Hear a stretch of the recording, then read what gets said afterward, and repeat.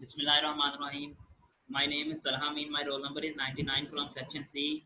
तो आज हम जिस यानी कि लैब वर्क के बारे में डिस्कस करेंगे तो सबसे पहले हमारे पास क्या है कि हमें सिंथेसिस करना है और बल्क सैंपल को यानी कि बल्क सैंपल को हमने सिंथेसिस करना है। ठीक है, उसके लिए हमारे पास दो मेथड है हमारे पास। ठीक है, तो दो मेथड कौन कौन से हैं हमारे पास? एक है सोल्जर मेथड है और एक है हमारे पास सॉलिड स्टेट मेथड है। ठीक है, सबसे पहले हम सोल्जर मेथड को डिस्कस करते हैं। ठीक है, सोल्जर मेथड में हमारे पास क्या होता है कि अगर हमारे पास यानी कि इफ़ वी हैव लिक्विड, यानी कि हमारे पास अगर लिक्विड है, ठीक है, तो अगर हम उसके अंदर सोलिड पार्टिकल्स प्रेजेंट होंगे तो वो क्या हो जाएगा, उसके नतीजे में क्या होगा कि सोल प्रोड्यूस हो जाएगा। ठीक है, जिसे हम हाइड्रोलाइसिस भी कह सकते हैं। ठीक है, और जब हम इसको मजीद इसकी कंडेंसेशन करेंगे तो हमारे पास जेल प्रोड्यूस हो जाएगा। अब जेल क्या है हमारे पास? थ्री डिमेंशनल कंटिन्यूसली नेटवर्क है ऑफ पार्टिकल्स का, यानी यानी कि सोल पार्टिकल्स का ये थ्री डिमेंशनल कंटिन्यूसली नेटवर्क का यानी कि है। ठीक है, तो ये इसके क्या उसके नतीजे में यानी कि इसके मुख्तलिफ स्टेप्स होते हैं।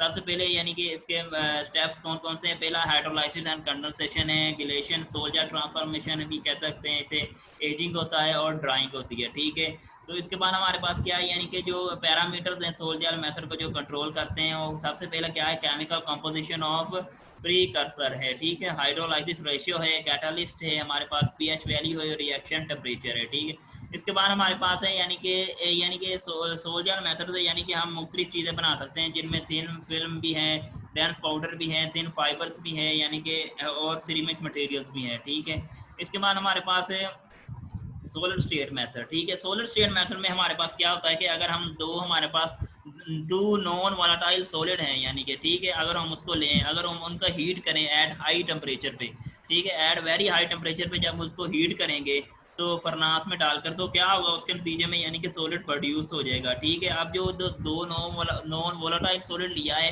वो अब हमने पैलेट की फॉर्म में लेनी है। ठीक है, जहाँ फिर हमने पाउडर की फॉर्म में लेना है। ठीक है, तो इसके बाद हमारे पास क्या है कि हाई टेम्परेचर पे जब हम इसको करेंगे तो इसके कुछ डिसएडवांटेजेस भी होंगे। डिसएडवांटेजेस में कौन कौन से? ये एक्सपेंसिव हो सकते हैं हमारे पास। ठीक है, इनकम्प्लीट रिएक्शन भी दे सकते हैं हमारे, हमें इनहोमोजेनस प्रोडक्ट्स भी दे सकते हैं हमें ये, यानी कि हम रिएक्टर्स कुछ रिएक्टर्स को लॉस भी कर देंगे। ठीक है, इसके बाद little chance of getting kinetic control है। ठीक है, इसके बाद हमारे पास है यानी कि इसके अंदर मुख्तलिफ जो स्टेप्स हैं इसके, ठीक है, वो कौन कौन से हैं? सबसे पहले हम करेंगे यानी कि स्टार्टिंग मटीरियल को हमने वो सिलेक्ट करना है, यानी कि ना ज़्यादा लेना है ना ही कम लेना है। ठीक है, उसको उनका वेट करेंगे फिर।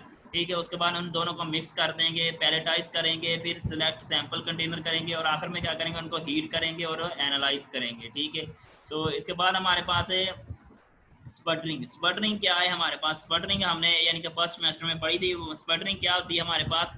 The ejection of atom from the surface of the target material by bombardment with a suitably high energetic atomic particle is called sputtering। यानी कि स्पटरिंग हमारे पास क्या है, जब हम हाई एनर्जेटिक पार्टिकल्स यानी कि बम्बार्ड करेंगे यानी कि किसी टारगेट मटेरियल पर, तो उसके नतीजे में जो एटम्स की इजेक्शन होगी, ठीक है, सरफेस पर, जो वो क्या कहलाएगी? स्पटरिंग कहलाएगी। ठीक है, या पीवीडी टेक्निक से ये, तो इसके अंदर क्या होता है कि वैक्यूम चैम्बर होता है। ठीक है, वैक्यूम चैम्बर में क्या होता है कि उसका हम प्रेशर रिड्यूस करते हैं, पंप की मदद से उसका हम प्रेशर रिड्यूस करते हैं। फिर उसके अंदर आर्गन गैस हम जब इंटर करते हैं, आर्गन गैस इंटर करते हैं। ठीक है, अब उसी के अंदर यानी कि जो यानी कि चैम्बर के अंदर ही हमारे पास क्या होगा, सबस्ट्रेट भी होगा, कैथोड और एनोड भी होंगे। ठीक है, जो पावर सप्लाई से कनेक्ट होंगे। ठीक है, अब क्या होगा, जब आयन स्ट्राइक करेंगे टारगेट टारगेट पर, तो एटम्स प्रोड्यूस करेंगे, जो एटम वो एटम्स क्या सबस्ट्रेट के साथ प्लेस कर जाएंगे, जिसके नतीजे में थिन फिल्म बन जाएगी। ठीक है, अब होगा क्या कि कैथोड और एनोड जब हम उसको पॉजिटिव सप्लाई देंगे तो उसके नतीजे में क्या होगा, हमारे पास नेगेटिव इलेक्ट्रॉन क्या हो जाएंगे, वो प्रोड्यूस हो जाएंगे। ठीक है, अब वो क्या करेंगे कि वो आर्गन गैस के साथ कोलाइड करेंगे, जिसके नतीजे में क्या होगा कि इलेक्ट्रॉन आयन पेयर पैदा हो जाएंगे और प्लाज्मा भी प्रोड्यूस हो जाएगा। अब वो प्लाज्मा के जो आयन है वो यानी कि टारगेट की जानब मूव करेंगे, और जिसके नतीजे में क्या होगा कि वो टारगेट के एटम्स के साथ यानी कि स्ट्राइक करेंगे, टकराएंगे, जिसके नतीजे में क्या होगा कि एटम्स बन जाएंगे और एटम वो सबस्ट्रेट पर प्लेस हो जाएंगे और थिन फिल्म बन जाएगी। ठीक है, इसके बाद हमारे ये आगे ये मैंने सारा एक्सप्लेन कर दिया। इसके मुख्तलिफ टाइप्स भी हैं। मुख्तलिफ टाइप्स कौन कौन सी है? डीसी स्पटरिंग है, आरएफ स्पटरिंग है, मैग्नेट्रॉन स्पटरिंग है, आयन बीम स्पटरिंग है। ठीक है, इसके बाद हमारे पास है ये मुख्तलिफ स्टेप्स हैं, ये सारा हमने एक्सप्लेन कर चुके हैं। इसके बाद हमारे पास है इवेपोरेशन। ठीक है, इवेपोरेशन में क्या है हमारे पास, यानी कि ये पीवीडी टेक्निक है। इवेपोरेशन क्या है हमारे पास? ये पीवीडी टेक्निक है, ठीक है। इसमें क्या होता है कि हमारे पास है कि हम रिड्यूस द एम्बिएंट प्रेशर, ठीक है, एम्बिएंट प्रेशर को हम रिड्यूस करेंगे, ठीक है, वो बाय पंप्स की मदद से करेंगे, ठीक है। अब वो पंप कौन कौन से हैं, ठीक है, अब वो पंप यानी कि ये है, हम देख सकते हैं वो पंप रोटरी पंप है, ऑयल डिफ्यूजन पंप है, और डायाफ्राम पंप है, और टर्बो मालिकुलर पंप है, ठीक है। इसके बाद क्या करेंगे, हीटिंग द एवेपोरेंट यानी कि एवेपोरेंट को हीट करेंगे। अब हीट करने के मुख्तलिफ तरीके हैं, रजिस्टिव हीटिंग है, ई बीम इलेक्ट्रॉन बीम हीटिंग है, आरएफ हीटिंग है, और फ्लैश हीटिंग है। इसके बाद आखिर में क्या करेंगे, collect the vapours on the substrate surface यानी कि सबस्ट्रेट की सर्फेस पर हम वेपर्स को कलेक्ट कर लेंगे, ठीक है। इसके बाद हमारे पास ये उसकी डायग्राम है, आप देख सकते हैं, ठीक है। इसके बाद हमारे पास है यानी कि सब स्टेप्स फॉर सबस्ट्रेट क्लीनिंग यानी कि सबस्ट्रेट को क्लीन कैसे करते हैं, ठीक है। उसके अंदर मुख्तलिफ स्टेप्स हैं। सबसे पहले हम ग्लास को देखते हैं, ठीक है, ग्लास को देखते हैं कि ग्लास को यानी कि कैसे हम करते हैं, क्लीन करते हैं। सबसे पहले हम उसको क्या करेंगे, हम लोकल डिटर्जेंट के साथ उसको वॉश करेंगे, ठीक है। उसके बाद क्या करेंगे, टिश्यू पेपर के साथ उसको साफ करेंगे ताकि ऑयल लेयर जो है वो बाकी ना रहे, यानी कि ग्रीस वगैरह बाकी ना रहे उसके अंदर, ठीक है, और सर्विस से वो रिमूव हो जाए, ठीक है। उसके बाद क्या करेंगे, हम एसीटोन और आइसोप्रोपाइल अल्कोहल के साथ उसको ट्रीट करेंगे। उसके बाद क्या होगा कि हम कैरी अल्ट्रासोनिक अपरेटस में उसको रख देंगे, 15 मिनट में कम से कम रखेंगे उसको। तो क्या हो जाएगा फिर उसको यानी कि ड्राई विद एयर, उसको एयर के साथ यानी कि खुश करेंगे, ठीक है। अब वो हमारे पास सबस्ट्रेट क्लीन हो गया, ठीक है।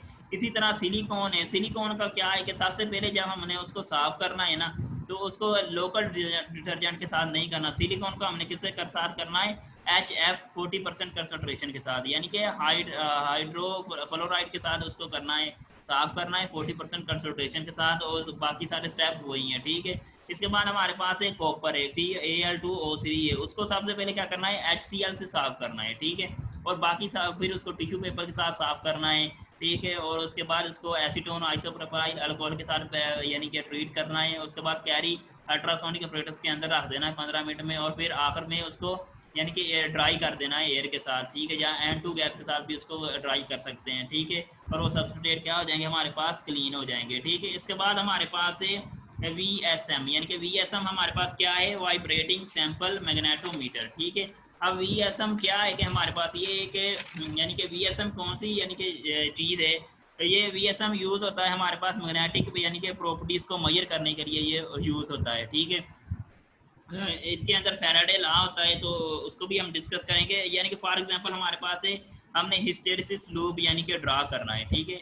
अब हिस्टेरिसिस लूप भी ना जो मैग्नेटिक प्रॉपर्टीज है ना, तो हिस्टेरिसिस लूप को हमने ड्रा करना है, तो उससे क्या होगा, हिस्टेरिसिस लूप होता क्या है, सबसे पहले देखते हैं। वो रिलेशन होता है हमारे पास मैग्नेटिक फील्ड और मैग्नेटाइजेशन का, वो रिलेशन होता है, ठीक है। तो क्या होता है कि जब हम मैग्नेटिक फील्ड अप्लाई करेंगे मटेरियल पर, तो क्या हो जाएगा, मैग्नेटाइजेशन प्रोड्यूस हो जाएगी, ठीक है। जिसके नतीजे में क्या होगा कि हिस्टेरिसिस लूप यानी कि ड्रा द ग्राफ यानी कि ग्राफ को ड्रा करेंगे जो हिस्टेरिसिस लूप ही कहलाएगा, ठीक है। तो जो ये सब किसके जरिए होगा, ये VSM के जरिए होगा, ठीक है। तो VSM में यानी कि सबसे पहले हमारे पास क्या होता है कि वाइब्रेशन हेड होता है, ठीक है। इसके साथ ही यानी कि रोड कनेक्ट होते हैं, ठीक है। अब रोड कनेक्ट होते हैं, ठीक है, तो रोड के आखिर पे क्या होता है कि हमारे पास सैंपल होल्डर होता है, ठीक है। अब जो सैंपल होल्डर होता है ना, वो कौन सा यानी कि क्या चीज़ है जिसके अंदर ऊपर सैंपल रखा जाएगा, ठीक है। और साइड में क्या होगा, इलेक्ट्रोमैग्नेटिक होते हैं, ठीक है, इलेक्ट्रोमैग्नेट होते हैं, ठीक है, जो यानी कि मैग्नेटिक फील्ड प्रोड्यूस करते हैं, ठीक है। आगे क्या होगा, वाइब्रेशन जो हेड होता है वो जी एक्सिस के मूव अलोंग करेगा, ठीक है, वो मूव किसके करेगा, जी एक्सिस के अलोंग करेगा। अब इसमें होता क्या है कि फैराडे लॉ के जरिए यानी कि जो यानी कि मैग्नेटिक फ्लक्स चेंज होता है, ठीक है, मैग्नेटिक फ्लक्स चेंज होता है, यानी नंबर ऑफ लाइंस क्या हो जाएंगी, चेंज हो जाएगी, जिसके नतीजे में EMF इंड्यूस हो जाएगा, ठीक है। अब यानी कि जो EMF इंड्यूस होगा उसको हम मेजर कर लेंगे, ठीक है, और मैग्नेटिक प्रॉपर्टीज यानी कि डिस्कस करेंगे VSM के जरिए, ठीक है। तो इसके साथ क्या होता है कि मैग्नेट के साथ ही हमारे पास पिकअप कोइल्स भी होती हैं, ठीक है। अब पिकअप कोइल्स क्या होती है, जैसे ही मैग्नेटिक फील्ड यानी कि चेंज होगा, EMF इंड्यूस होगा, ठीक है। अब पिकअप कोइल्स क्या करेंगी, उस EMF को क्या करेंगी, मेजर कर लेंगी, ठीक है, और उसको कंप्यूटर के अंदर आगे सेंड कर देंगी, और जो हिस्टेरिसिस लूप और कर्व वगैरह को ड्रा कर देगा, ठीक है। ये इसकी सारी स्टोरी है, तो हम इसको डिस्कस कर चुके हैं, ठीक है। ये उसकी डायग्राम है, इसको आप अच्छी तरह देख सकते हैं, ठीक है, जो मैंने डिस्कस की है, ठीक है। यानी कि जो इसके ये पार्ट्स हैं, ठीक है, इसके बाद यानी कि इसके यूजेस हैं हमारे पास, वीएसएम के यूजेस कौन कौन से, ठीक है, ये किसके लिए यूज होता है, यानी कि ये तो एक magnetic properties of solid and liquid को मेजर करने के लिए यूज होता है, और इसके बाद ये मैग्नेटिक मोमेंट को मेजर करने के लिए भी यूज होता है, ठीक है। इसके बाद हमारे पास है thickness measurement of thin films using ellipsometry, ठीक है, यानी कि इलिप्सोमीट्री के जरिए हमने थिन फिल्म की थिकनेस मेजर करनी है, ठीक है। अब सबसे पहले देखते हैं कि हमारे पास इलिप्सोमीट्री है क्या चीज़ है, ठीक है, इलिप्सोमीट्री यानी कि क्या चीज़ है, वो क्या यानी कि है, तो क्या करेगा कि जब लाइट फॉल करेगी मटेरियल पर, ठीक है, तो क्या होगा, रिफ्लेक्शन और ट्रांसमिशन अकर होगी, ठीक है, जब लाइट फॉल करेगी मटेरियल पर तो क्या होगा, रिफ्लेक्शन और ट्रांसमिशन अकर होगी, यानी कि जिसके नतीजे में क्या होगा कि जब यानी कि electrometry measure the change in polarisation, क्या होगा, इलेक्ट्रोमीटरी क्या चीज़ है कि मैयर है change in polarisation as light reflects और ट्रांसमिट फ्रॉम मटेरियल स्ट्रक्चर, ठीक है। तो the polarisation change is represented as an amplitude ratio, यानी कि psi and the phase difference, यानी फेज डिफरेंस यानी कि ये उसको मैयर करने के लिए ये यानी कि यूज़ करता है, ठीक है। तो क्या होता है कि हमारे पास जब लाइट फॉल करेगी मटेरियल पर तो क्या होगा, जहाँ रिफ्लेक्ट हो जाएगी, जहाँ ट्रांसमिट हो जाएगी, ठीक है, यानी कि एक हमारे पास डिटेक्टर लगा होता है, दरमियान में हमारे पास थिन फिल्म होती है, और एक लाइट सोर्स होता है, एक साइड पे होता है, ठीक है।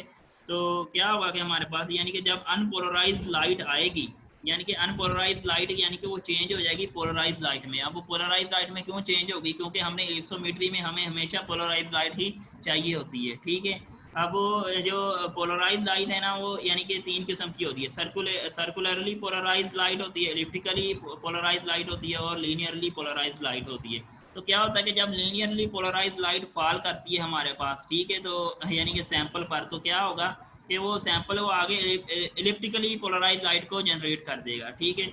उसके नतीजे में क्या होगा कि वो यानी कि दोबारा फिर वापस जाएगी इलिप्सोमेट्री, यानी कि इलिप्टिकली मानकर जाएगी इलिप्सोमेट्री पर, ठीक है। तो क्या होगा, पोलराइजेशन क्या है कि पोलराइजेशन यानी कि जो हमारे पास है वो पोलराइजेशन यानी कि लाइट है वो क्या चीज़ है, ठीक है। अब लाइट जो है इलेक्ट्रोमैग्नेटिक वेव्स होती है, ठीक है, वो आपको पता ही है, ठीक है। उसमें क्या होता है कि इलेक्ट्रिक फील्ड यानी कि जो लाइट का इलेक्ट्रिक फील्ड कंपोनेंट है इन स्पेस एंड लाइट में, वो क्या कहलाएगा हमारे पास, पोलराइजेशन कहलाएगा, ठीक है।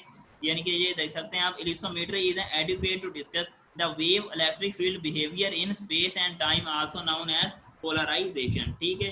तो अब आगे देखते हैं कि ये यानी कि उसके अंदर यानी कि थिकनेस हम उसकी कैसे मेजर कर सकते हैं, ठीक है, थिन फिल्म की हम थिकनेस कैसे मेजर कर सकते हैं, ठीक है। अब हमारे पास जब लाइट फॉल करके हमारे पास मटीरियल पर, तो क्या होगा, ये रिफ्लेक्ट बैक हो जाएगी, ये रिफ्लेक्ट हो जाएगी, लेकिन जैसे ही जब रिफ्लेक्ट बैक होगी, कुछ लाइट जो है उसके अंदर भी चले जाएगी, मटीरियल के वो अंदर ही कुछ लाइट चले जाएगी, ठीक है। वो उसके नतीजे में क्या हुआ कि हमारे पास वो यानी कि जब दोबारा फिर लाइट जो उसके अंदर गई है वो दोबारा फिर रिफ्लेक्ट बैक होके वापस आ जाएगी, ठीक है, रीजॉइनिंग द लाइट हो जाएगी, यानी कि लाइट की रीजॉइनिंग हो जाएगी, जिसके नतीजे में इंटरफेरेंस प्रोड्यूस हो जाएगा, यानी कि constructive and destructive interference produce हो जाएगा, जो थिन फिल्म को यानी कि जिसकी मदद से हम थिन फिल्म की थिकनेस फाइंड कर सकते हैं, ठीक है। ये हमारे पास है, ये आप देख सकते हैं, ये उसकी हम यानी कि ये उसकी डायग्राम है, ठीक है। Thank you.